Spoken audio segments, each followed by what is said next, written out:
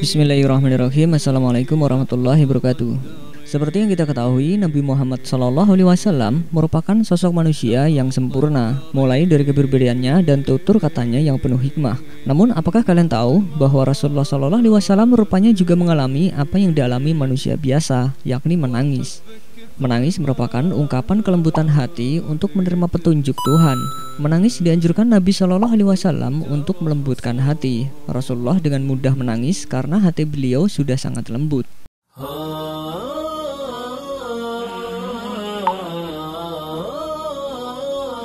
Suatu hal yang wajar jika keimanan seseorang naik turun, naik karena ketaatan dan turun karena kemaksiatan. Oleh karena itu, hendaknya seorang muslim memperhatikan imannya, karena turunnya iman mempengaruhi kondisi hati. Semakin turun keimanan, semakin keraslah hati, dan semakin sulit tersentuh dan terpengaruh dengan ayat-ayat Al-Quran maupun nasihat-nasihat Nabi SAW.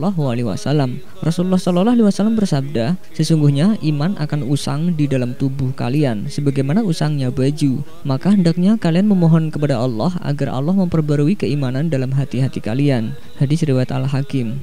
Tidak ada satu hati pun kecuali ada semacam awan, sebagaimana awan yang menutupi rembulan. Tatkala rembulan sedang bersinar, tiba-tiba ada segumpal awan yang menutupinya hingga menjadi gelap. Jika telah pergi meninggalkan rembulan, maka kembali bersinar.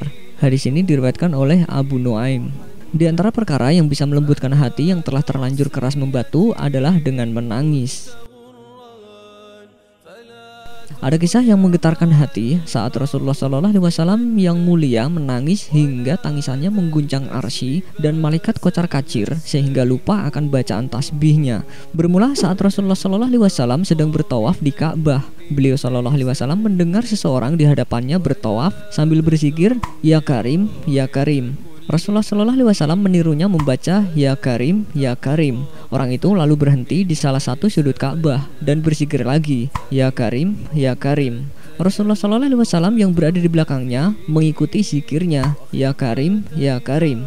Merasa seperti diolok-olok, orang itu menoleh ke belakang dan terlihat olehnya seorang laki-laki yang gagah lagi tampan yang belum pernah dikenalinya. Orang itu lalu berkata, "Wahai orang tampan, apakah engkau memang sengaja memperolok-olokanku? Karena aku ini adalah orang Arab Badui. Kalaulah bukan karena ketampananmu dan kegagahanmu, pasti engkau akan aku laporkan kepada kekasihku Muhammad Rasulullah SAW." Mendengar kata-kata orang Badui itu, Rasulullah SAW tersenyum, lalu bertanya, "Tidakkah engkau mengenali nabimu, wahai orang Arab?" "Belum," jawab orang itu. "Jadi bagaimana kau beriman kepadanya?" "Saya percaya dengan mantap atas kenabiannya, sekalipun saya belum pernah melihatnya, dan membenarkan perutusannya, sekalipun saya belum pernah bertemu dengannya," kata orang Arab Badui itu pula. Rasulullah SAW pun berkata kepadanya, "Wahai orang Arab, ketahuilah, aku inilah nabimu di dunia dan penolongmu nanti di akhirat."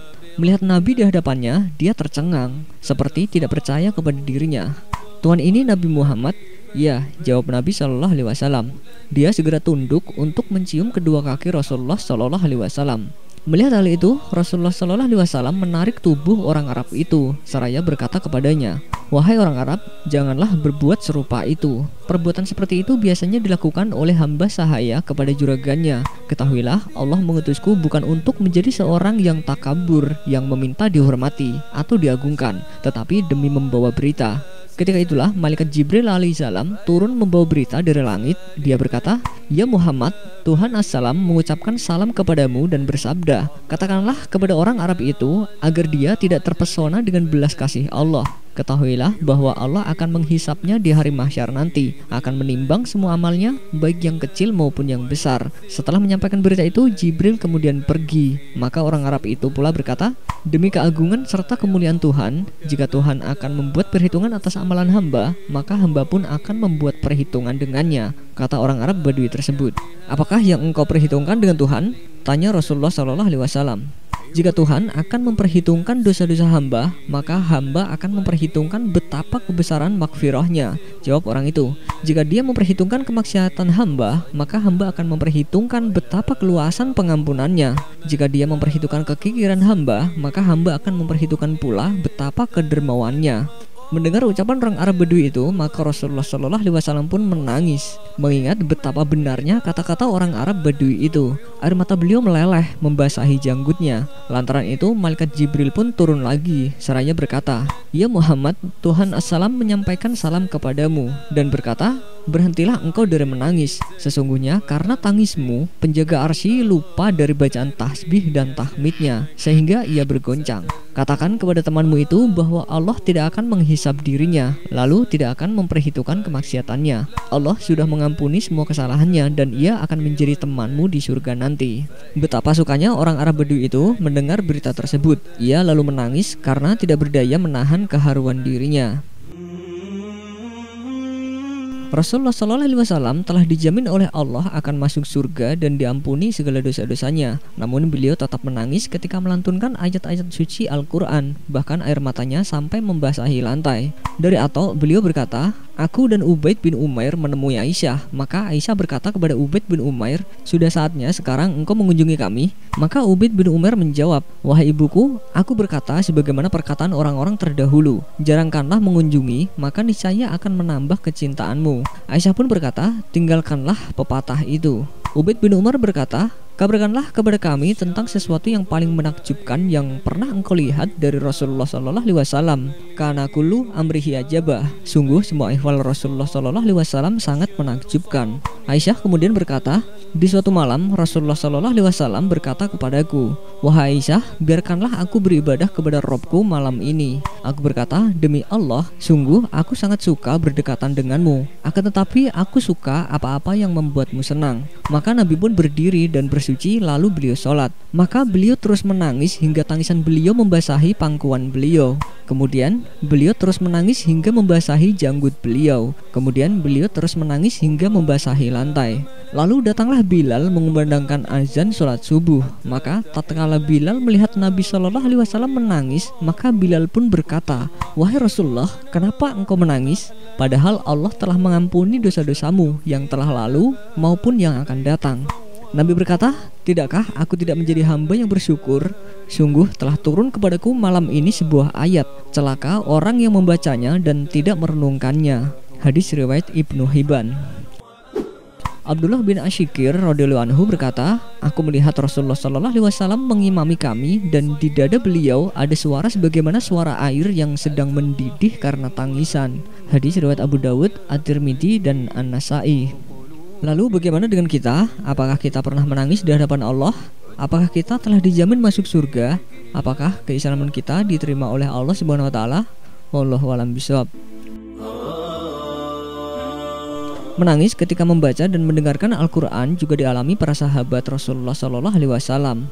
Al-Hasan berkata, Umar bin Al-Khattab pernah membaca firman Allah, "Sesungguhnya azab Tuhanmu pasti terjadi, tidak seorang pun dapat menolaknya." Quran Surat At-Tur ayat 7-8. Maka beliau pun sesak nafas hingga akhirnya beliau dibesuk karenanya selama 20 hari. Ubaid bin Umar berkata, Umar bin Al-Khattab mengimami kami sholat subuh. Lalu ia membaca surat Yusuf hingga akhirnya sampai pada ayat, "Dan kedua mata Yakub menjadi putih karena kesedihan, dan dia adalah seorang yang menahan amarahnya terhadap anak-anaknya." Quran Surat Yusuf ayat 84. Maka Umar pun menangis hingga tidak mampu melanjutkan bacaannya, lalu ia pun ruku. Hadis riwayat Al-Bukhari. Abdullah bin Sayyad berkata, "Aku mendengar isakan tangisan Umar, padahal aku berada di shaf yang paling terakhir." Umar membaca ayat, "Sesungguhnya hanyalah kepada Allah aku mengadukan kesusahan dan kesedihanku." Quran Surat Yusuf ayat 86. Demikian pula sahabat Abu Bakar As-Siddiq radhiyallahu anhu. Aisyah berkata, tatkala Rasulullah Shallallahu Alaihi Wasallam masuk ke rumahku, ia berkata, "Perintahkanlah Abu Bakar agar menjadi imam sholat orang-orang." Maka Aisyah berkata, "Wahai Rasulullah, sesungguhnya Abu Bakar adalah seorang yang lembut. Jika ia membaca Al-Quran, maka ia tidak bisa menahan air matanya." Hadis riwayat Bukhari. Dalam riwayat yang lain Aisyah berkata, "Sesungguhnya kalau Abu Bakar berada di posisimu atau menggantikanmu sebagai imam, maka para makmum tidak bisa mendengar bacaannya karena tangisannya." Hadis riwayat Al-Bukhari. Sungguh betapa lembutnya hati Rasulullah Shallallahu Alaihi Wasallam dan para sahabatnya. Semoga kisah ini bisa menjadi renungan kita bersama. Wallahu a'lam bishawab. Wassalamualaikum warahmatullahi wabarakatuh.